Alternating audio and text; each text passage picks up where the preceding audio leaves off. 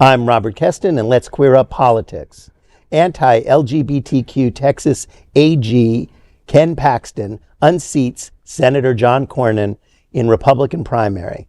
Texas Attorney General Ken Paxton defeated four-term U.S. Senator John Cornyn in the Republican Senate primary, securing a major political victory. Paxton was endorsed by President Donald Trump. Political analysts say Trump's support played a decisive role in the race.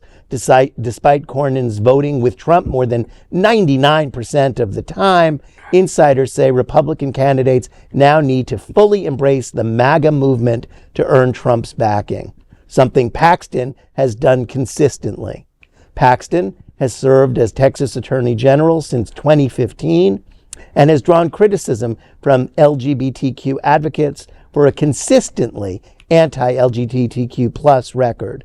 After the U.S. Supreme Court's Obergefell versus Hodges ruling legalizing same-sex marriage nationwide, Paxton advised Texas county clerks they could refuse marriage licenses to same-sex couples on religious grounds.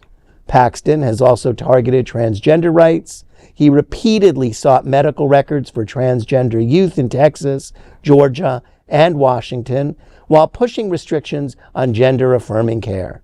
His political career has also been marked by controversy, including impeachment efforts over alleged abuse of office, accusations involving campaign donors, and a highly publicized separation from his wife, State Senator Angela Paxton. Paxton will face Democratic candidate James Tallarico, an outspoken LGBTQ rights supporter, in the November 3 general election. The one good thing out of this is that it was a very, very low turnout in the Republican primary, and that bodes well for at least a fairly contested race going into November. And the surge in support for Tallarico and his ability to talk across the aisle, not to MAGA, but across the aisle to conventional Republicans in Texas, which still has a large Bush Republican population, although not many Bushes are Republicans anymore, bodes well for a change in leadership in every level of Texas government. And that would be very good for the United States, because sometimes we forget that it's now the second largest state in the union. And I think that a low voter interest will probably turn out to be disastrous for Paxton. And the fact that if you nominate someone like Paxton instead of someone with broader appeal, you're basically giving votes to James Tallarico either via the fact that they will convert the votes or just people will stay home and not vote at all. Well, yeah, sorry, go ahead. James Tallarico, he's been a wonderful superstar, little Democrat up-and-comer. First off, he defeated Jasmine Crockett in that primary. Everyone knew who she was. I knew something was up with that primary when all the TikTok kids started bashing Jasmine Crockett on her votes to fund Israel and how that affects Democratic primary races. And Tallarico's been very much on the other side of that issue. But also, he's been very okay with acknowledging the Democrats' flaws, specifically calling out Joe Biden and really exciting the base. And I think when you're looking at both the fact that we need people to actually get Democrats out to vote and a reason to vote, he's one of the more exciting candidates. And then I look at it and look at Florida, which you see these candidates, the Democrats are polling competitively where they're actually ahead of Republicans statewide, but they have not put out any interesting statewide candidates so far. And it's just been tragic, except for maybe, I think it's Cynthia Nixon or Angie Nixon running for U.S. Senate here. But other than that, it's been such a sleepy race. And Tallarico is just a great example of exciting Democrats can win. Nominate exciting people, for the love of God. Well, exciting is just one part of it. But I think a lot... And pretty. Look at Obama. Look at Clinton. Look at John Kennedy. Pretty wins. Yeah. Tallarico's pretty. Well, and some of the demographics that have come from California to Texas, hopefully that'll influence the votes as well. Yeah, actually, the thing is that we also get a lot of northeastern and other coast influx.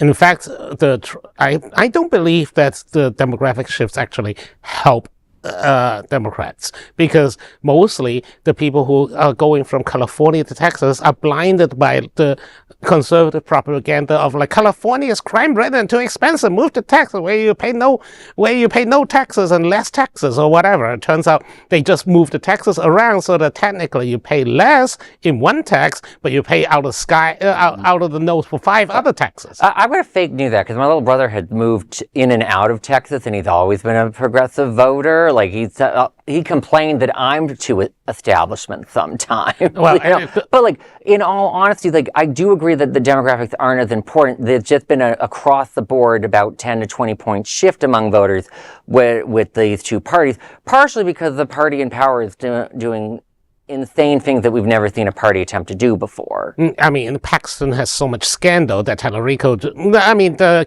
attack ads just writes themselves. You know, adulterer who claims to be a Christian. And who was that guy that lost that U.S. Senate seat in Alabama? Because when he was 30, he was talking like a 16-year-old girl. Do you guys remember that? Doug something won that seat against Doug Jones? them. Doug Jones beat the other guy because of that. And Ken Paxton, I think you're making a good argument. Oh, you mean Roy Moore? Yes. This is not quite the same situation, but I think similar to Roy Moore, Ken Paxton's very disliked. You know, the Decker and Lifeboy thing. This old. The audience doesn't necessarily know the quote. Indulge me. So in old political saying, you know, you better you better not be found with that girl or Lifeboy.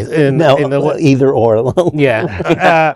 It's basically saying that, you know, you better not do something that is so morally disgusting that someone will come for you. And the Lifeboy part is particularly terrible because it actually implies that don't ever be caught that you are gay. So that's one of the, so that's a saying. The saying, but the saying actually means that, you know, do not get caught with a scandal so terrifying that your voters, even your diehard voters, will turn against you. Although we have reached a point in the political world where you can have the biggest scandals ever. You can blatantly steal from the United States Treasury. You can corrupt foreign officials and still be president of the United States. So I don't know how much this will make a difference. I think what's interesting is that on a historic level, Republicans, when they have felt that they cannot win races, have deterred Democrats from going to the polls. If you're not going to vote for me, then don't vote at all, and this is why you shouldn't vote. And here, they have given the Democrats an opportunity to use that same strategy against them. Mm-hmm.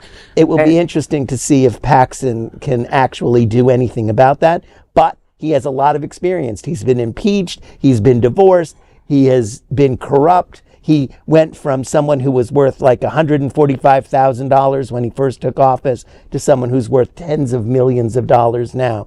So there's a lot in there, but nobody knows how Texas is going to vote, except for that the primary indicated that people weren't willing to come out for either candidate, and that's a good sign.